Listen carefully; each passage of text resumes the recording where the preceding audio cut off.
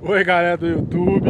Hoje eu tô aqui no meio da natureza maravilhosa que o Senhor nos deixou para viver mais um momento lindo com todos vocês aí, para falar mais um pouco de Deus. E antes de tudo, eu queria falar aqui um pouco que eu me expressei errado em alguns vídeos aí, nos últimos vídeos, quando eu me falei que eu me tornei um cristão. Na verdade, essa caminhada, esse novo caminho, essa jornada que agora eu tô me preparando todos os dias para fazer com o Senhor, eu não me converti a nenhuma religião, você entendeu? Nada contra as religiões. Assim como Paulo falou, bem ou mal, o que importa é que Cristo está sendo pregado. Mas eu me converti ao Senhor poderoso que fez toda essa obra que vocês estão vendo aí. Ó. Eu me converti ao ser que me permitiu ter uma visão e ter pernas para vir até aqui, e ter uma visão para testemunhar toda a obra da mão dele. E acontece o seguinte, eu tenho visto, igual eu falei no último vídeo, eu ainda não ia falar das profecias, mas hoje eu vou entrar, fazer um misto aqui. Eu tenho visto as pessoas reclamando, outro dia mesmo, vi alguém comentando que o Senhor Deus não nos ouve, bobagem nós falarmos com o Senhor, nós pedimos, implorarmos, que Ele não está nem aí pra gente, que é isso, que é aquilo outro. Só que essas pessoas estão muito enganadas. Por que estão enganadas? Porque lá no livro de Mateus, no capítulo 12, no versículo 36 e 37, o Senhor deixa bem claro, o Senhor Jesus, que nós vamos ser julgados pelas nossas palavras, de toda palavra sem valor que nós dissermos, o Senhor Deus vai nos julgar por aquilo, porque pelas nossas palavras seremos salvos, pelas nossas palavras seremos condenados. Ou seja, o Senhor Deus ouve as coisas mais inúteis, mais bestas que falamos. Imagina se Ele não está ouvindo as nossas orações, quando nós nos prostramos de manhã, à noite, nas madrugadas, no banheiro, em prantos, em lágrimas. Obviamente Ele ouve. E eu, no meu ponto de vista, no meu simples ponto de vista, eu acho que o Senhor Deus, mentira, tenho certeza, que o Senhor Deus tem usado desde a fundação do mundo, de todas as maneiras, para nos falar, para comunicar com a gente. Por que eu falo isso, galera? Olha, por que eu escolhi hoje esse lugar aqui? Por que eu escolhi essa natureza maravilhosa, surreal, espetacular isso aqui, ó?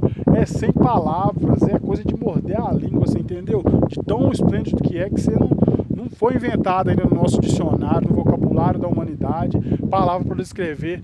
Tamanha é a generosidade do Senhor que nós vemos nas obras das mãos dele. Pelo seguinte que eu falo que o Senhor Deus sempre, desde o início, tem usado de todos os meios para comunicar conosco. Imagina você que está me vendo agora, eu não sei onde você está, o que você está fazendo, se está em casa, se está na rua, se está no trânsito, se está numa floresta, se está numa mata, no interior.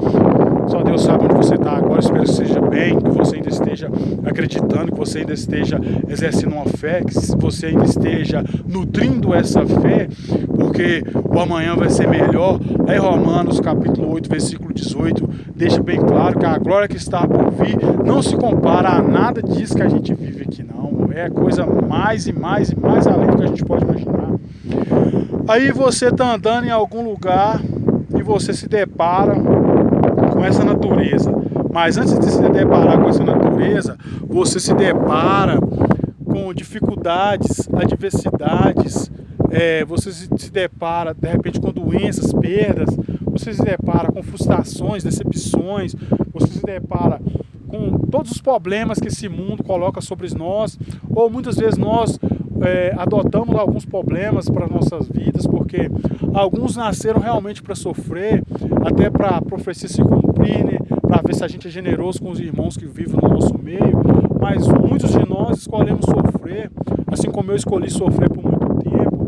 Então, o que eu quero dizer é o seguinte: você está vindo com toda essa carga que hoje nós carregamos nas costas, muitos de nós, achando que não tem mais jeito, que é impossível, que Deus esqueceu, que Deus virou as costas, que Deus nos abandonou nesse canto da galáxia e foi para outro lugar da galáxia do norte, do sul, não sei, mas não, Deus continua nos olhando.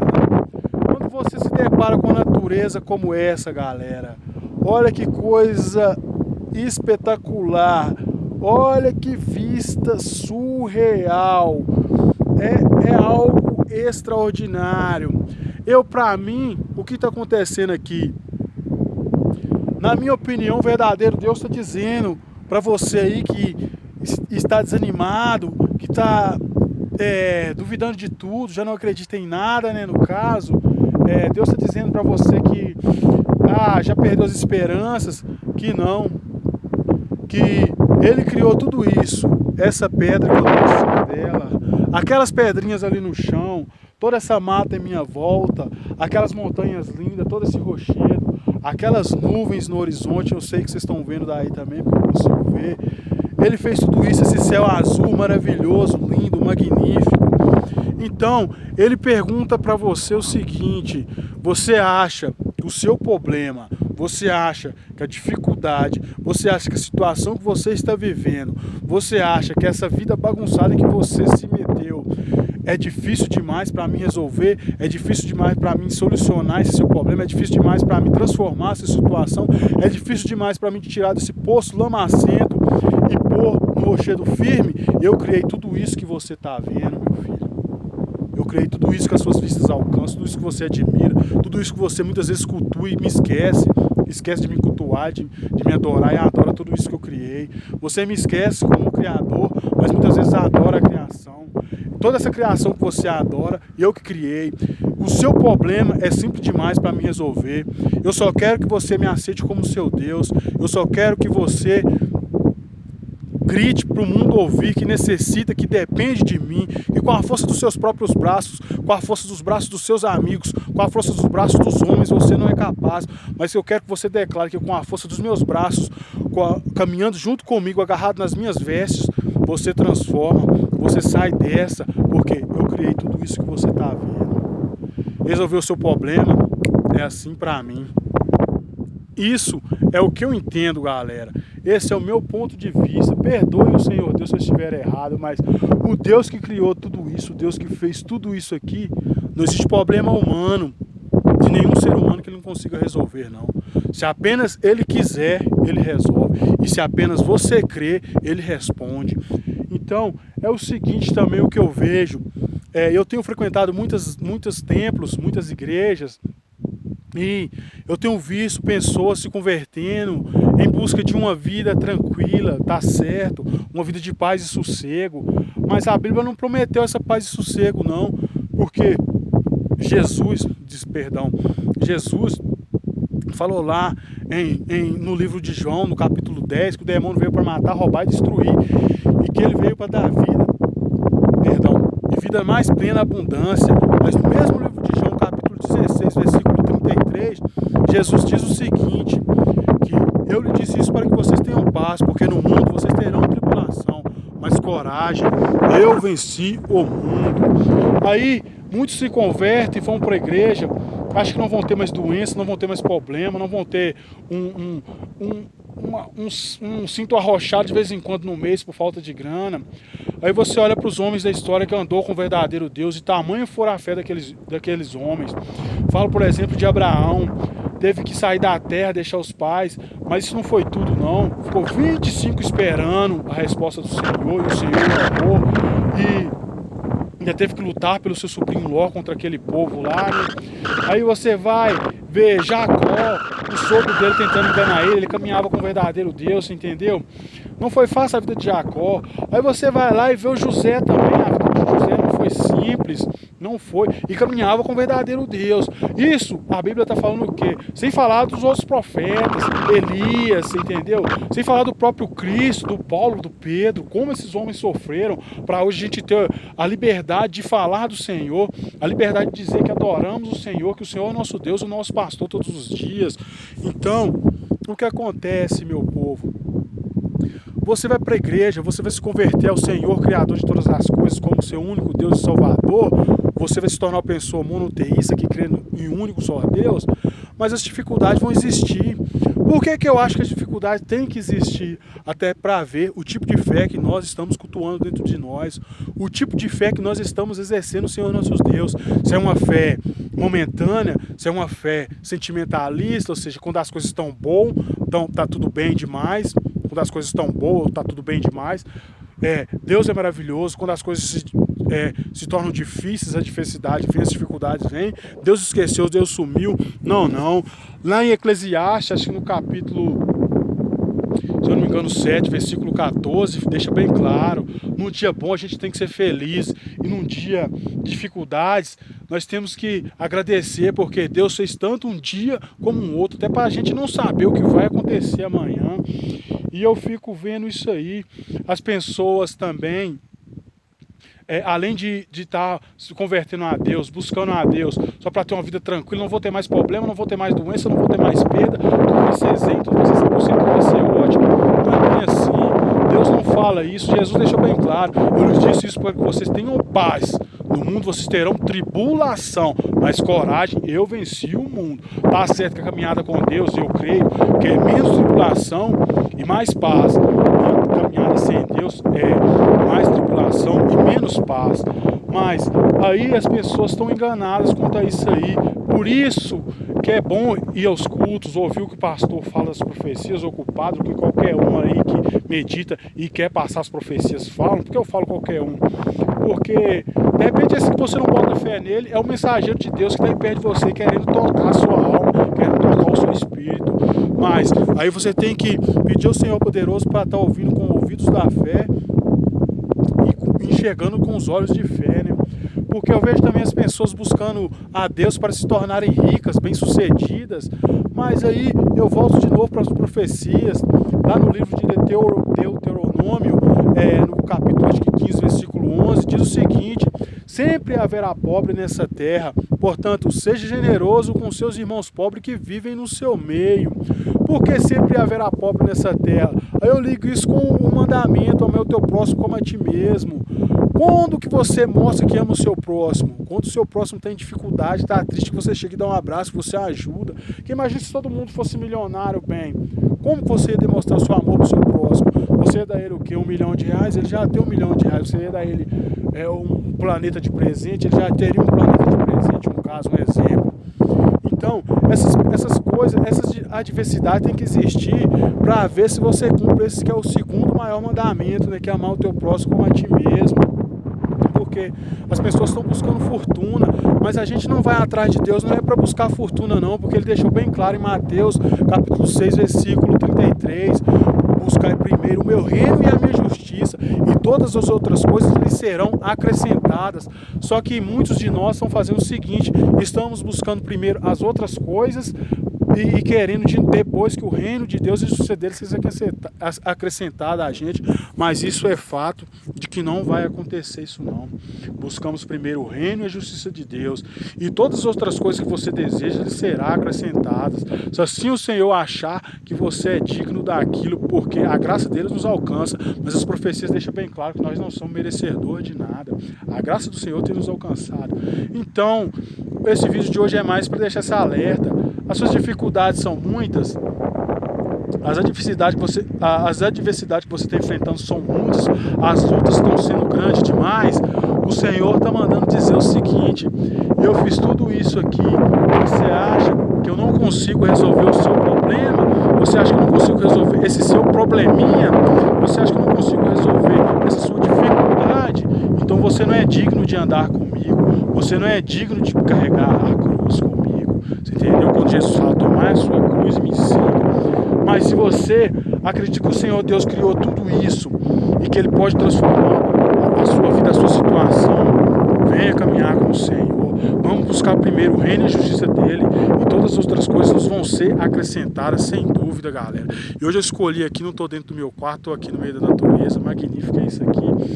Então, a Bíblia não promete que todo mundo vai ser rico, por mais que Paulo disse lá na frente que todos sejamos ricos, em alguma coisa que eu não lembro o texto completo agora, mas ele fala que todos sejamos ricos. Vocês me perdoem que agora não vou recordar todo o texto, mas deixou bem claro aqui em Deuteronômio. Mas o Velho Testamento foi anulado com a volta de Cristo, o véu foi rasgado. Mas lá no capítulo 29 do livro de Deuteronômio, do versículo 12, 13, 14 e 15, acho que fica bem claro que aquela aliança estava sendo feita com o povo que estava lá naquele momento e com o povo que ainda ia surgir, que somos nós hoje. Então, o Velho Testamento não foi anulado, o Velho Testamento nada mais é do que como o Novo Testamento, só dá testemunha de quão grande o nosso Senhor Deus poderoso é, e o quanto Ele nos ama, e o quanto Ele amou os nossos antepassados, e o quanto os nossos antepassados sofreram para hoje eu estar aqui de boa, sem sofrer o risco de morrer, falando do Senhor em campo aberto, no meio da natureza, que há muito tempo atrás, séculos, sei lá, milênios atrás, você... dependendo do lugar que você falasse, expressasse que adorava o Deus, o único Deus, você era morto, simplesmente eles iam te matar. Eles não aceitavam essa cultura, não. Mas muitos profetas foram executados, muitos profetas morreram. Prova de que andar com o verdadeiro Deus, a vida não é só mar de rosas, não é só maravilhas, não. Que todos os caras que andaram com o Senhor Deus tiveram as tribulações dele, para hoje a gente ter essa liberdade de adorar e amar o nosso Deus de todo o nosso coração. Então não se iluda com isso não.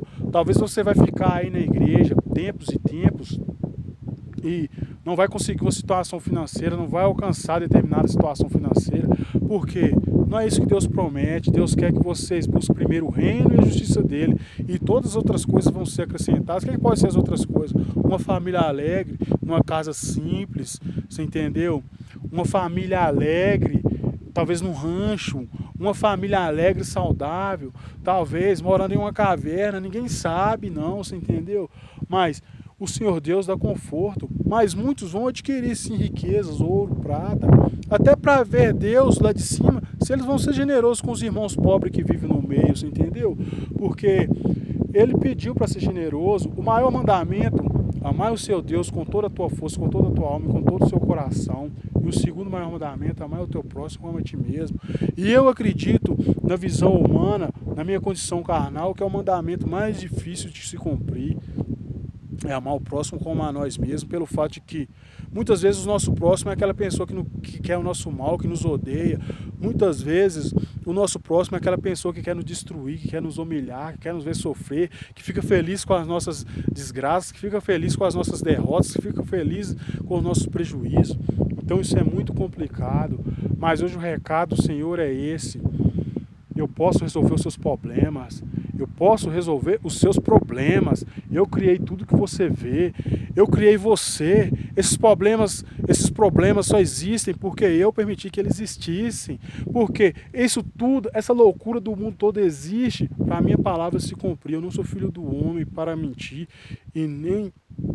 eu não sou homem para mentir, nem filho do homem para mudar de ideia. Essas dificuldades, essa dificuldade tem que existir para me mostrar o meu poder, para me mostrar a minha obra.